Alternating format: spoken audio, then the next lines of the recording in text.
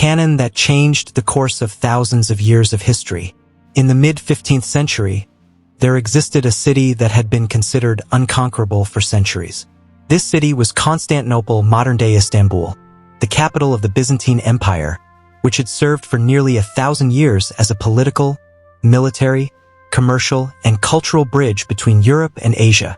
The city's real strength lay in its famous Theodosian walls, constructed in the 5th century during the reign of Theodosius II. These walls formed a sophisticated three-layer defensive system: a deep moat filled with water and mud, an outer wall about 5 meters high, and behind it a massive main wall over 12 meters high and more than 5 meters thick in some places. Stretching roughly 6.5 kilometers along the city's western side, they protected Constantinople from land attacks, while natural barriers and massive chains defended the sea routes. For nearly 1,000 years, these walls defeated every invading force.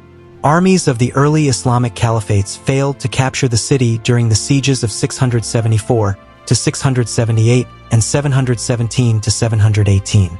Bulgarian rulers, Russian raiders, such as the attacks of 860 and 941, and even the Crusaders of the Fourth Crusade in 1204 could not truly break the defenses, although the city eventually fell due to internal betrayal.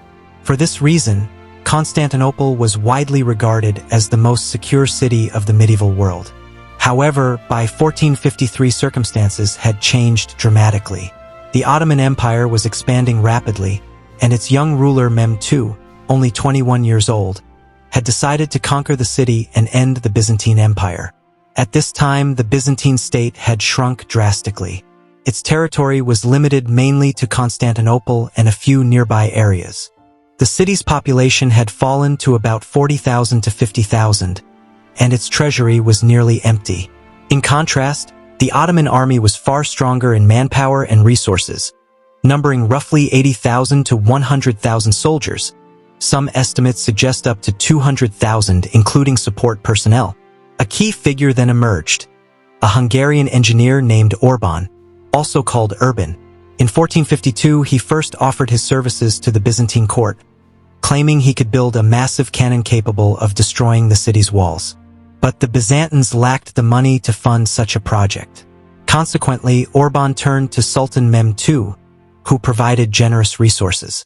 Ottoman engineers such as Saruka were already working on artillery programs, and Orban promised to build a weapon that could shatter even the walls of Babylon.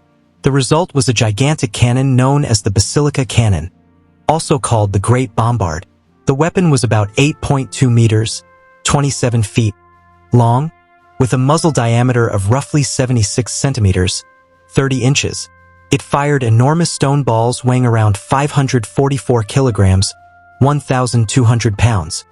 Although some sources estimate between 270 and 680 kilograms.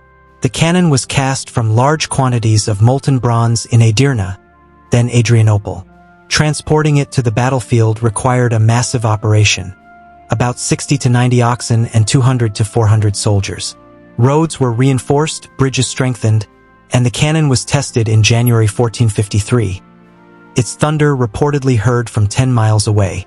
Although Orban built this famous giant cannon, the Ottoman army possessed about 69 cannons in total, including 14 to 15 large bombards and dozens of smaller guns built mainly by Ottoman engineers.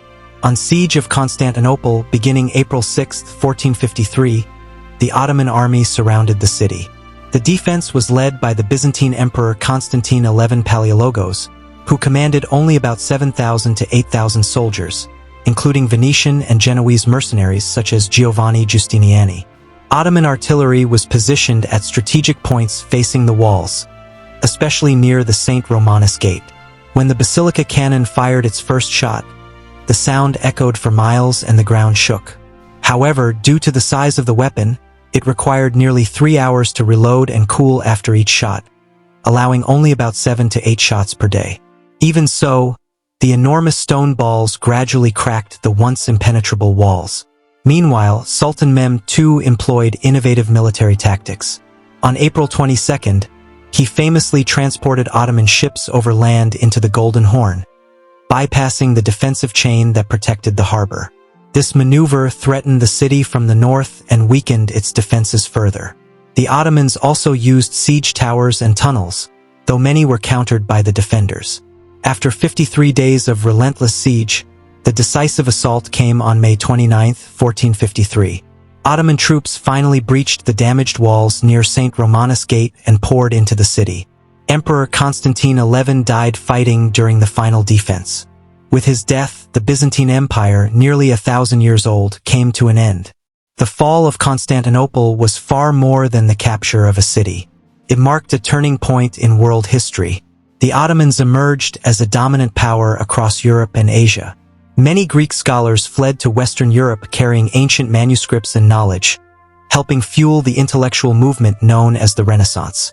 At the same time, European powers began searching for new sea routes to Asia since traditional land routes now passed through Ottoman territory. This search eventually led to the Age of Discovery, including the voyages of Vasco da Gama and Christopher Columbus, reshaping global trade and exploration.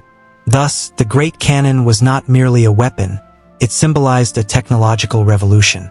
The rise of gunpowder artillery made medieval fortress walls increasingly vulnerable and permanently transformed the nature of warfare.